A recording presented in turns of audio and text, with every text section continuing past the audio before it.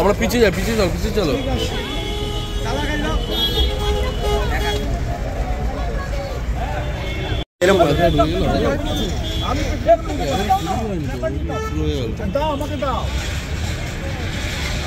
হাতটা একটু নিচে করো, নিচে করো।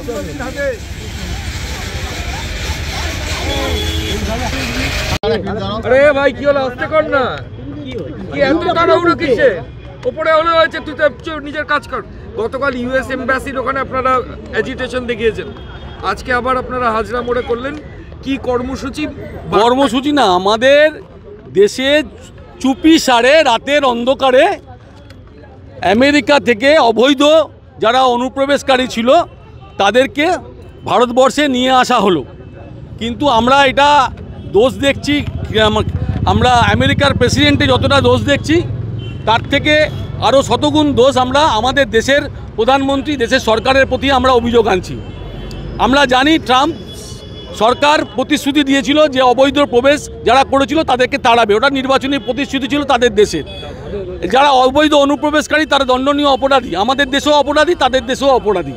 কিন্তু যেভাবে আমাদের দেশের আকাশসীমা লঙ্ঘন করে বিদেশি যুদ্ধবিমান আমাদের ভারতের মাটি ছুঁলো, আমরা মনে করি এটা আমাদের ভারতবর্ষের সার্বভৌমত্ব নষ্ট হলো, 1 নম্বর। 2 নম্বর হলো, নিশ্চয়ই ট্রাম্প সরকার হঠাৎ করে পাঠিয়ে দিয়েছে তা নয়, কিন্তু এটা মোদী সরকার জানতো।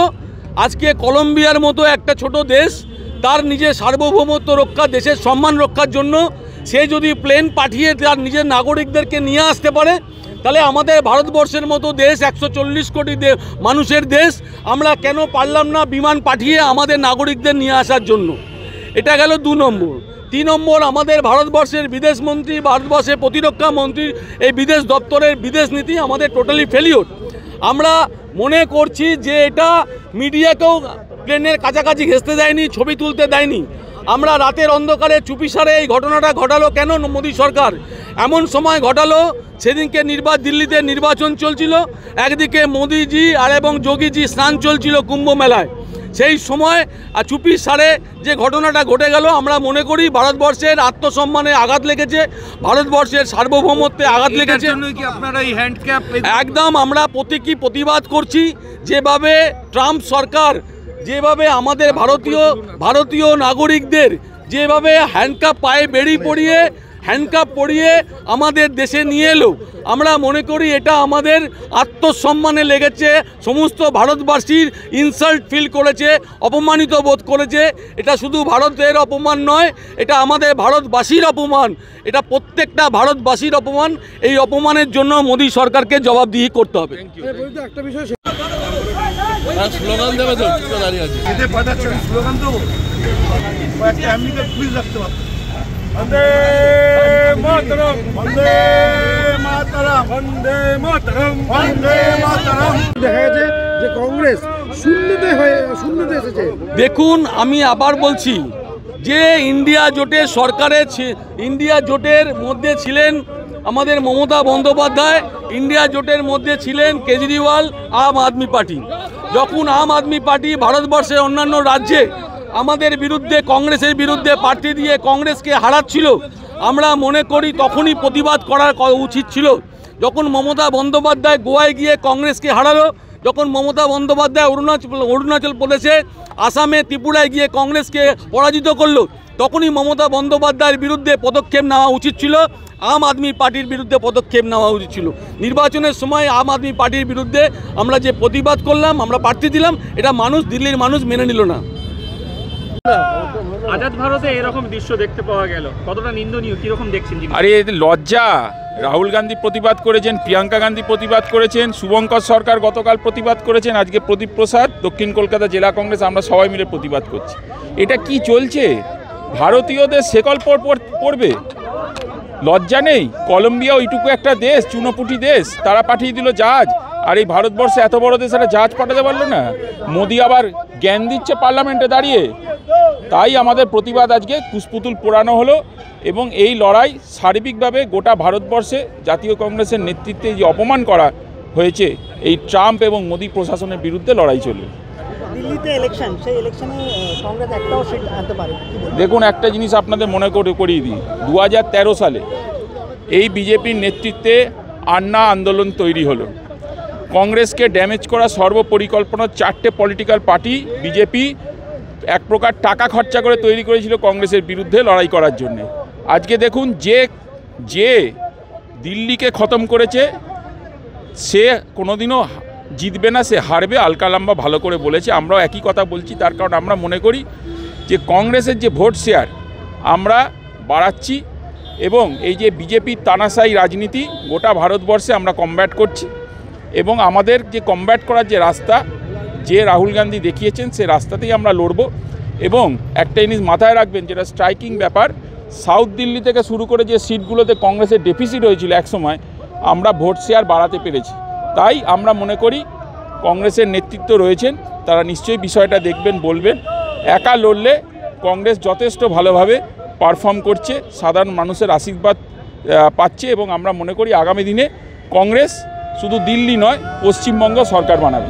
এত নিন্দনীয় ঘটনা ঘটে যাওয়ার পরেও সেন্ট্রালে বিজেপির ভোট এত হাই, এটা জনগণ কিভাবে সেটা? দেখো ভাই, একটা কথা বলি, বিজেপি, ইডি, সিবিআই আর অমিত শাহর বস্তা ভর্তি টাকা নিয়ে নেমেছে, ঠিক আছে, নির্বাচন করতে। এবং এই নির্বাচনে ইলেকশন কমিশনের কি অবস্থা আপনারা দেখেছেন। কংগ্রেস একমাত্র দল যে সামনে থেকে প্রতিবাদ করেছে, তারা কোনো ডিস্ট্রিবিউটার এজেন্সি এদের মাধ্যমে প্রতিবাদ করেনি। তাই সামনে থেকে যে লড়াই, একটা কথা রয়েছে জানবেন, এখন দিল্লির বুকে চলছে, যারা বলেছিল বিজলি হাফ, এখন যমুনাতে সাপ। তাই আগামী দিনে যে লড়াইটা হবে দেখতে পারবেন, আমরা সরাসরি ফেস টু ফেস লড়াই করব অন্যায়ের বিরুদ্ধে। আরেকটা বলছি, বিধাননগরে কালকে একটা মহিলার দেহ উদ্ধার, কিরকম দেখছেন? আপনারা হয়তো জানেন না, আপনাদের জানিয়ে রাখা ভালো, গতকাল প্রদেশ কংগ্রেস সভাপতি শুভঙ্কর সরকারের উপর আক্রমণ হয়েছে। এটা আপনারা জানেন না। উনি সেখানে গেছিলেন, পরিবারের সাথে কথা বলেছেন এবং আমরা বারবার এই তীব্র নিন্দা করছি। এখনও অবধি যে প্রশাসনিক তৎপরতা প্রয়োজন ছিল, আরও বাড়াতে হবে প্রশাসনিক তৎপরতা। প্রশাসনকে পশ্চিমবঙ্গে ফ্রি অ্যান্ড ফেয়ার কাজ করতে দিতে হবে।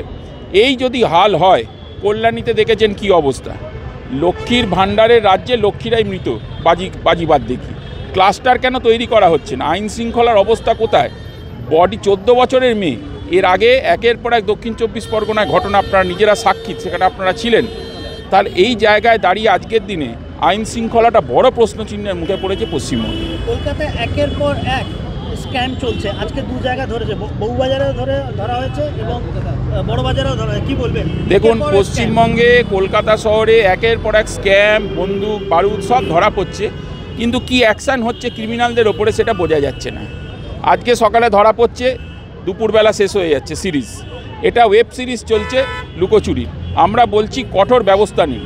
কঠোর ব্যবস্থা যদি না নেন, তাহলে যে অবস্থায় পরিণত হয়েছে পশ্চিমবঙ্গের যে আম জনতার যে অবস্থা, আইন শৃঙ্খলার যে অবস্থা, দিনের পর দিন ডেপ্রিসিয়েট করছে।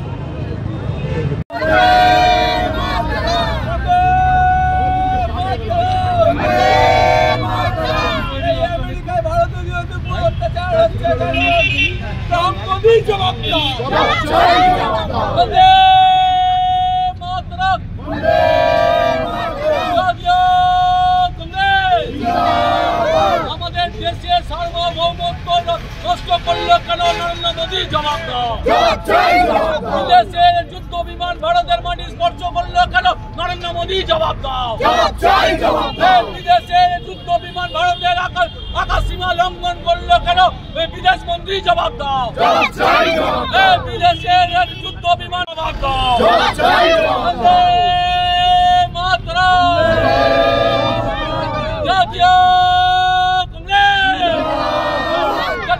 জাতীয় কংগ্রেস জিন্দাবাদ। বন্দে মাতরম। জাতীয় কংগ্রেস। আমি সংক্ষিপ্ত বক্তব্য রাখবো। দাদা প্রদীপটা একবারে বুমে বলে দিই।